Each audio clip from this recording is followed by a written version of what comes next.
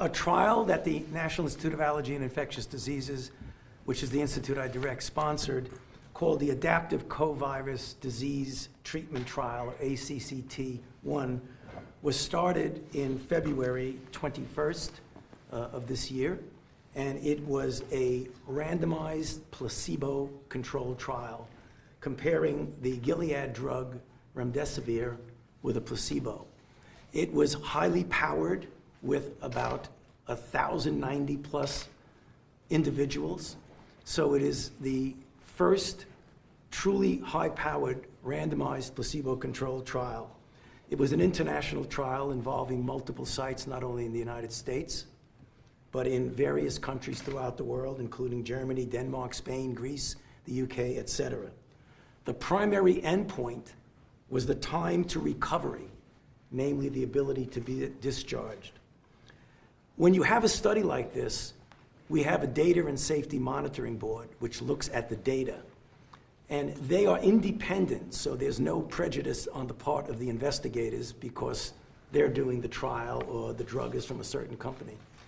The Data and Safety Monitoring Board on Monday afternoon contacted me on April 27th, first on Friday the week before, and then again on April 27th, and notified the study team, namely the multiple investigators who are doing the study throughout the world, that the data shows that remdesivir has a clear-cut, significant, positive effect in diminishing the time to recovery.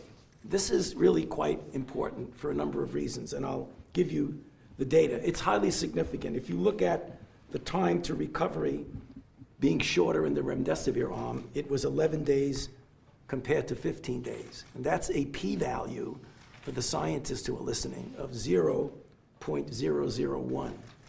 So that's something that, although a 31% improvement doesn't seem like a knockout 100%, it is a very important proof of concept, because what it is proven is that a drug can block this virus. And I'll give you an example in a moment of why we think, looking forward, this is very optimistic.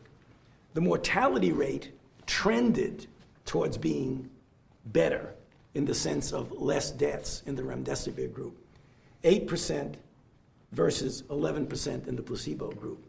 It has not yet reached statistical significance, but the data needs to be further analyzed.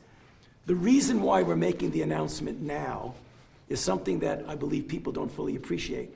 Whenever you have clear-cut evidence that a drug works, you have an ethical obligation to immediately let the people who are in the placebo group know so that they could have access. And all of the other trials that are taking place now have a new standard of care.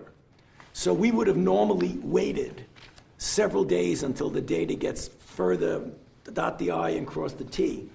But the data are not going to change. Some of the numbers may change a little, but the conclusion will not change.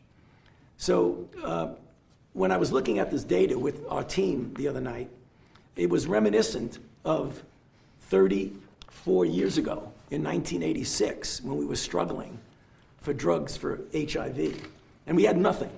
And there was a lot of anecdotal reports about things that maybe did work, maybe not. People were taking different kinds of drugs. And we did the first randomized placebo-controlled trial with AZT, which turned out to give an effect that was modest. But that was not the end game, because building on that every year after, we did better and better.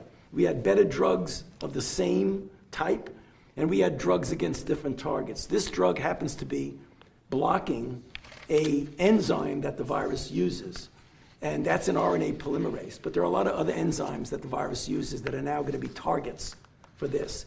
This will be the standard of care. And in fact, when we look at the other trials we're doing, we were going to do trial with another antiviral. Actually, it isn't an antiviral, it's an anti-inflammatory, a monoclonal antibody. We're going to now compare the combination of remdesivir with this. So as drugs come in, we're going to see if we could add on that. So bottom line, you're going to be hearing more details about this. This will be submitted to a peer-reviewed journal and will be peer-reviewed appropriately. But we think it's really opening the door to the fact that we now have the capability of treating, and I can guarantee you, as more people, more companies, more investigators get involved, it's going to get better and better.